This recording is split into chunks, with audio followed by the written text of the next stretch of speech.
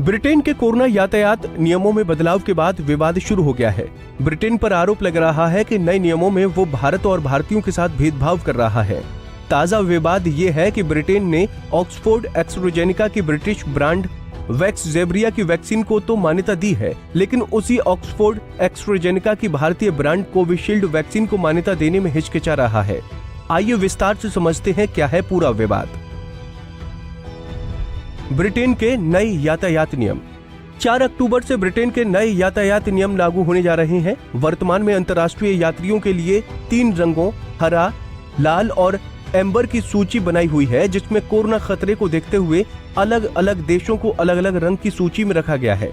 हरे रंग की सूची के देश यात्रियों के लिए कोई रोक टोक नहीं। लाल रंग में शामिल देश के यात्री प्रतिबंधित, तो एम्बर रंग जिसमें भारत शामिल है उसके यात्रियों को शर्तें पूरी करने के बाद ही ब्रिटेन में दाखिल होने की इजाजत दी गई है।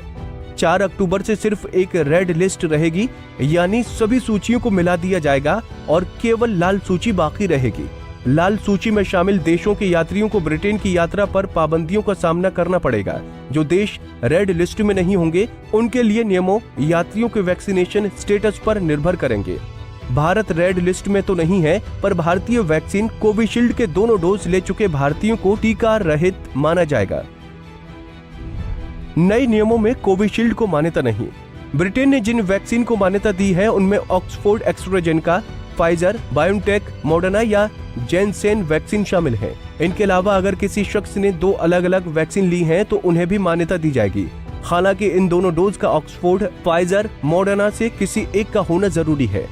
भारत में अधिकांश लोगों को कोविशील्ड टीका ही लगा है। ये ब्रिटेन के एस्ट्राजेनेका वैक्सीन का ही भारतीय वर्जन है। इसे भारत में सीरम इंस्टीट्यूट ऑफ इंडिया ने बनाया है। इसके बावजूद भारत की वैक्सीन को सूची से बाहर रखा गया है।